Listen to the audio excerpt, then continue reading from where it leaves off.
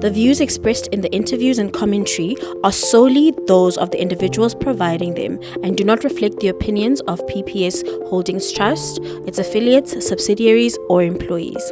Hi! Hello, Welcome back. Hi, Zipe. Hi, too. How are you? I'm here.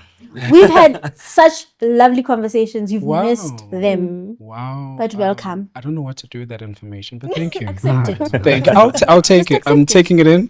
Taking it. Thank you. So in this episode, we're doing pearls of wisdom, right? Okay, I believe that wisdom can flow from every direction, but I do also believe in the benefit of people who've walked the road before. Yeah.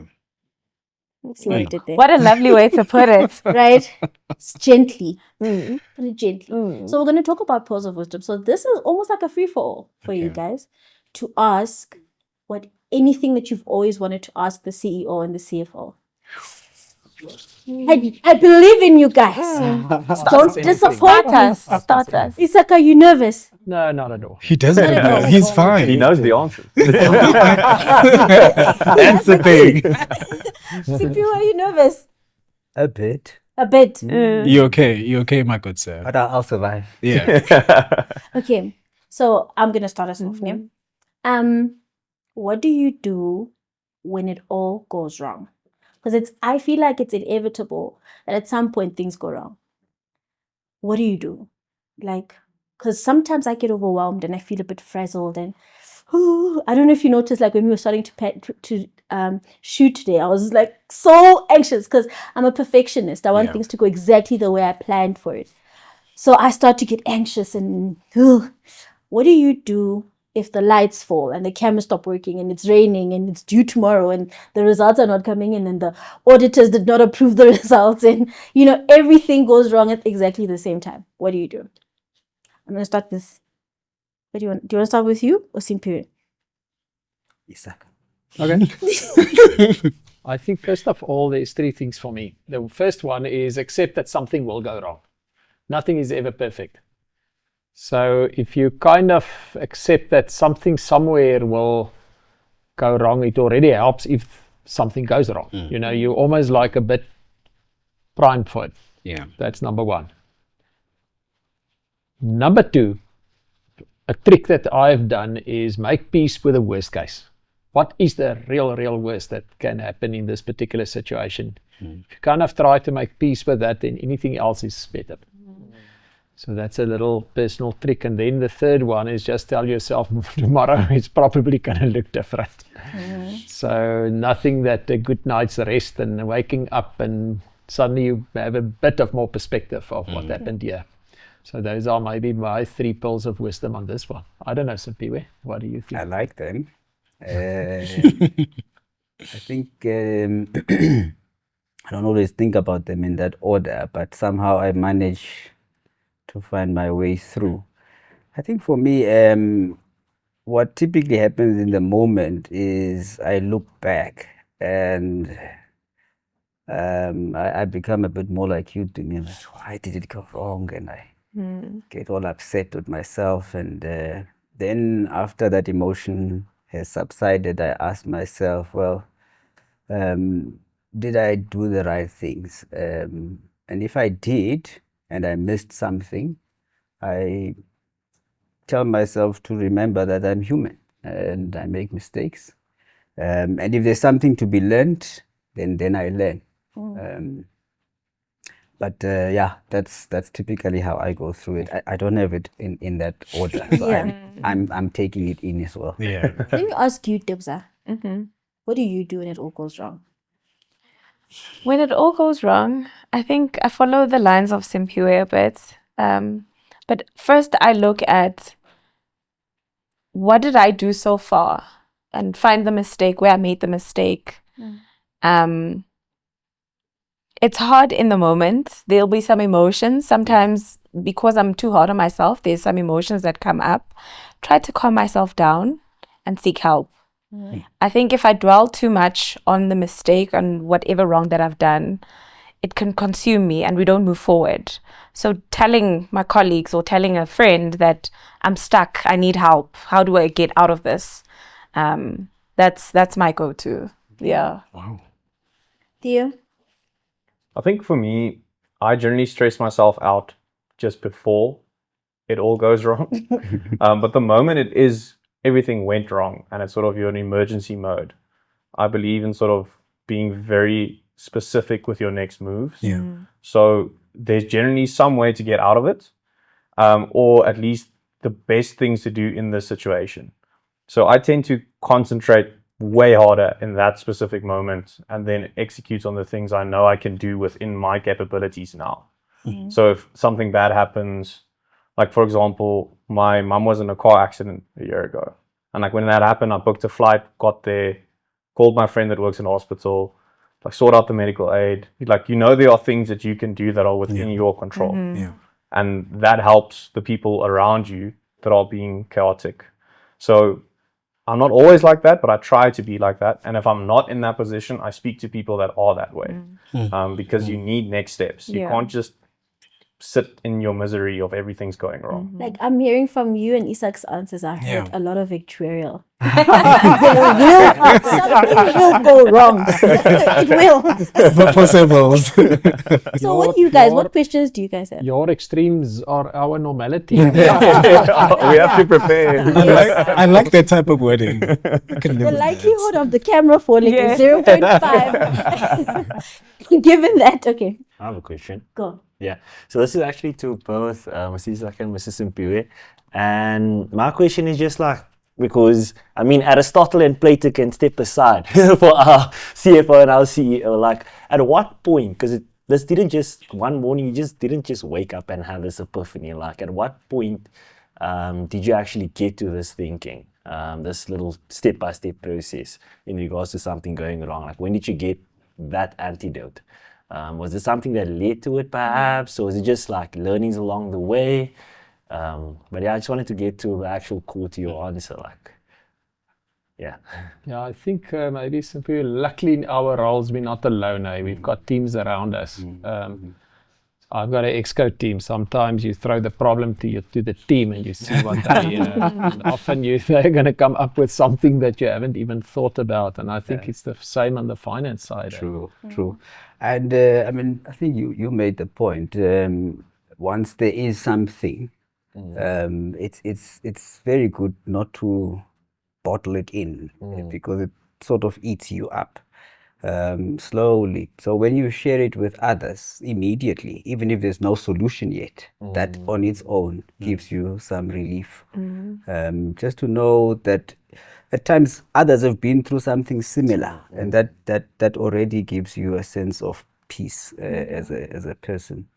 But some things you learn as time goes. It's important, once that storm is over, you reflect on it a bit so that you don't go through it again in exactly the same way. So that's where the lessons that Isaac sort of looks at come from. Okay, I got you. And I think I'm picking up from both of you, like, something that's in common is self-reflection. Yes. Yeah. Yes. Like, Yes. think back, like, okay, something went wrong, but in order for us to know where we're going, we need to know exactly what actually happened. We call it a personal bosberaad. I think it goes, you're tying in a bit to my question. It's easy for a leader to celebrate other people. It's easy to look at other people's successes and celebrate them. How do you celebrate your own successes? And when do you know that I've reached where I want to reach?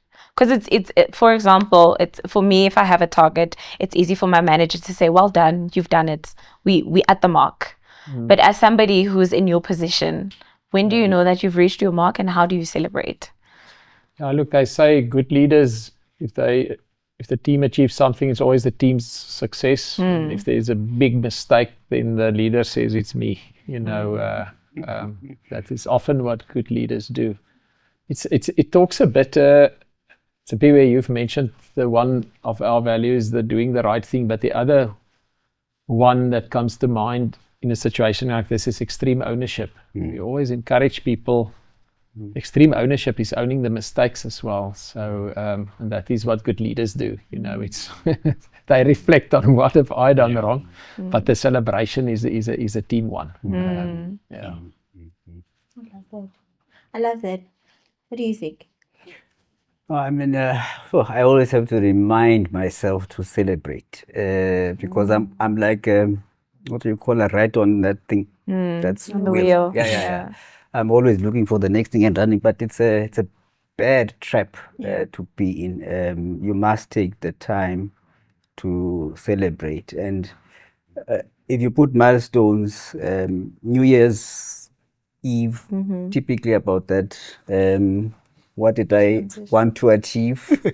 Did I achieve Quickly it there. going forward? Because of we don't, your budget doesn't allow us to have a senior management position. Now we're getting into the real stuff. That one you cut out.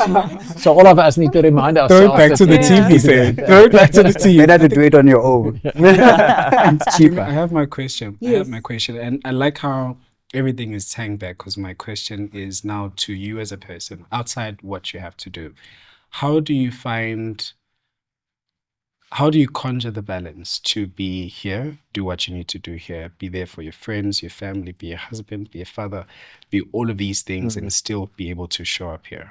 Yeah, I think this balance thing, people often talk about work-life balance, but that's an oversimplification. And obviously we know, you've got a life outside of work and Yeah. don't neglect. But this balance thing, as you said, it's a couple of angles. So it's a couple of dimensions. It's social, it's financial, it's the family, it's work, it's mental, I guess, your own development, etc. I think make peace with it. It's one of those perpetual journeys. You're never gonna eat it. You're never gonna arrive. You're always gonna say, "Yo, I can do a bit Sometimes better on the I see. on the balance thing." But I think some of it, maybe the little tip that I can give is its habits. Say if you if you want to have a bit of balance, maybe a habit can be something on the family side that you do every now and then, or it can be visiting the gym now and then, and if you install those habits, it kind of helps on the balance side. I don't know, Simpiwe, what would you say? Yeah, I think also priority also helps. If you set your priorities, what's important, family, your health, etc., etc. So if you know what your top 3, top 5 are, and you almost religiously, like Isaac says, habitually get to those, then your life feels fulfilled most of the time.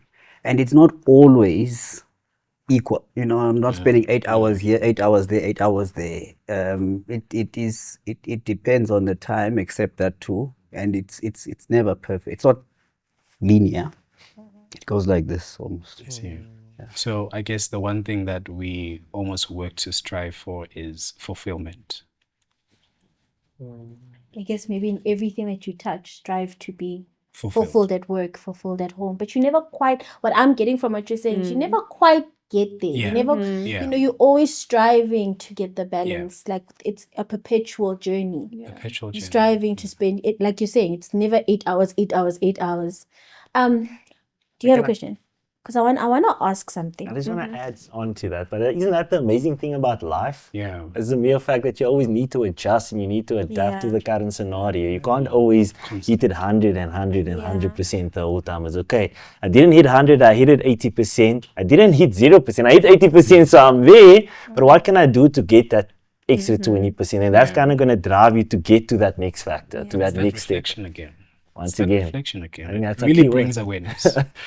I wanted to ask about, how we were talking about property earlier on and knowing when to let go. So personally, I struggle with knowing when to let go. And I get into a lot of trouble with my boss when she's like, just leave it. Leave it alone. I said no. Right. Sometimes when you feel passionate about certain things, or you want to, let's say, for example, it's a budget season and you want to fight for, things in your department that are important. When do you know when to let go and when to keep pushing? How do you temper between the two? Or do you ever let go or not? I think you have to. There are times where you sort of have done all you can. There are certain things, obviously, which are non-negotiables. Yeah. But there are times when you've put in a good fight Yeah. Put in your good effort, your best effort, and then you let almost the universe take over a bit, because beyond this I can't do. Yeah. So yeah, I think it's important, but you've got to have guardrails, almost like, I'm a strong believer in fairness, doing the right things. Yeah. That's naturally me. But there are times where I'm not going to get my way, and I have to make peace with that. Especially things like reports. And when you're a perfectionist, it's like, man, I could be better. Like there's a better iteration. Or when I'm interested in building predictive models now. So it's never quite where I want it to be, right? But there has to be a point where I show someone version 1, right? So I don't know how to temper with that. We have the saying in actuarial science, all models are wrong, but some are useful. I think that's a good way to look. That's a good way. Like if you and it's not, I wish it was my quote. But yeah, it's I think that's a good way to think about it. Okay. You're never going to be 100% correct. And I think make peace with the fact some things in life, back to that balance thing, Yeah. you just need a pass. Just need a pass. Yeah. Move on. It's impossible to cum laude everything. Yeah. Just don't fail some things. That's going to make you unhappy. Yeah. But for most of it, just try, aim for a pass. That's it. If you cum laude here and there something, good for you. So I think just my question. I think what I admire about people in your positions are the fact that you have so many inputs coming to you. And I was wondering, how do you, because as I move up in my career, I get more and more inputs and more dependencies. How do you really manage the load of information and synthesize that into useful things for you, and what to act upon and how to prioritize? Because you guys set the priority for the company. So I would really like to understand, like, how do you manage all that? That's a good question. Isaac, you got more than anyone else. This is when it starts with you. The one, as you move through your career, the one trick is sometimes to get out of the detail. It was a struggle for me. Like most of us actuaries, maybe the accountants as well, we love our spreadsheets. We love building them. It's fun. It's creative. I think it was a mentor who once said, at certain levels, to get out of the detail, and there's a bit of that.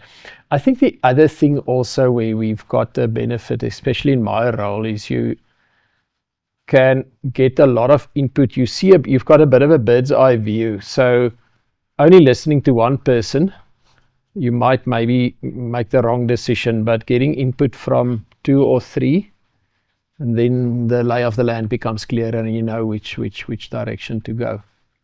That is my bit on this one. I don't disagree. I've got no top-ups on that. Hit the nail on the head. Yeah.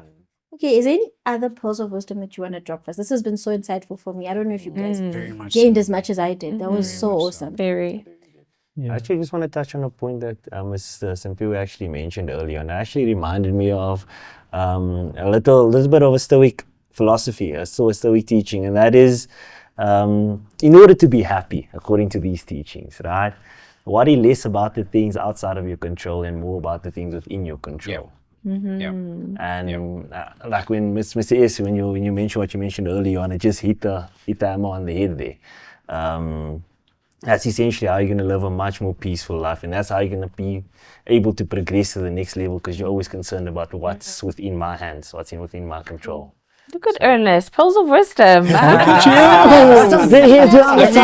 sitting right here, so like, Happiness is an internal thing. it really If you're going to depend on the outside to bring it in, It's not gonna come. disappoint. It's going to disappoint. Yeah. Cool. Happy. Oh, did Happy? we cover Happy. everything? Did we cover everything? Ask the question to me. Mr. Simpiwe. What just happened? Ask the got it. question. I thought got him. I thought let me ask it so that I don't have to answer. No, we got him. We got him. I think we got She you. might become a regular. The next how you shoot is on the become. 29th. So be ready.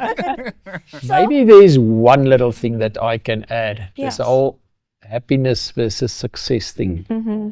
Now, of course, all of us want to be in the quadrant happy and successful, and none of us want to be in the other unhappy and unsuccessful. But if you have to choose, and you must choose either happy but not successful, whatever your definition of success is, or successful but not happy, which one would you choose? And it's always interesting when I ask this question to younger people.